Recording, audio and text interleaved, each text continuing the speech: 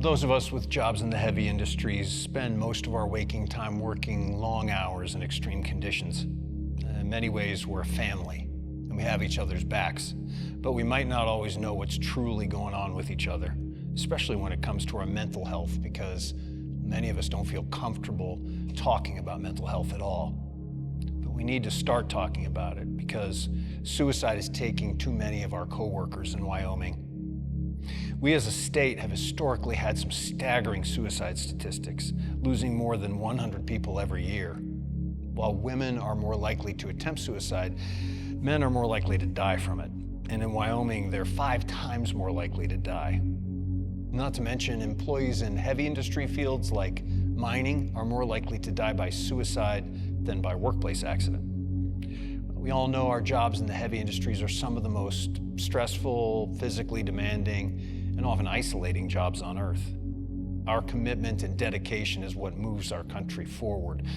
But the strain of job insecurity, plus long periods spent away from family and friends, and the physical impact of this type of work that it has on the body can all add up to mental health problems that can lead to suicide.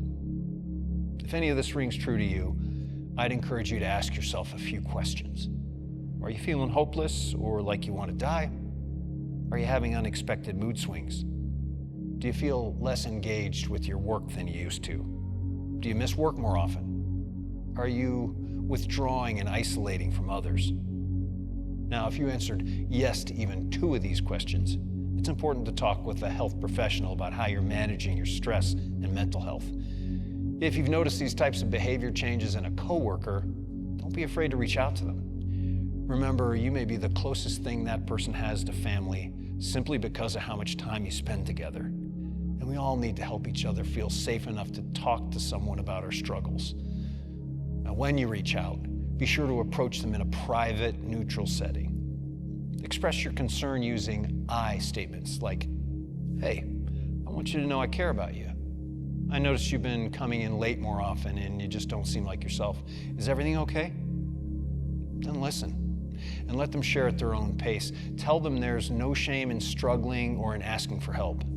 Validate their feelings and encourage them to talk with a medical professional. You can even offer to help them call or text the National Suicide and Crisis Lifeline at 988. Ask them, "Can we do this together?" and just see what they say.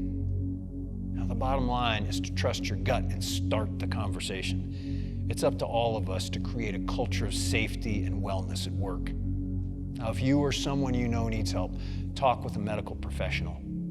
Losing a coworker and friend to suicide can lead to grief and trauma for all of us. So let's pay attention to one another like the family we are.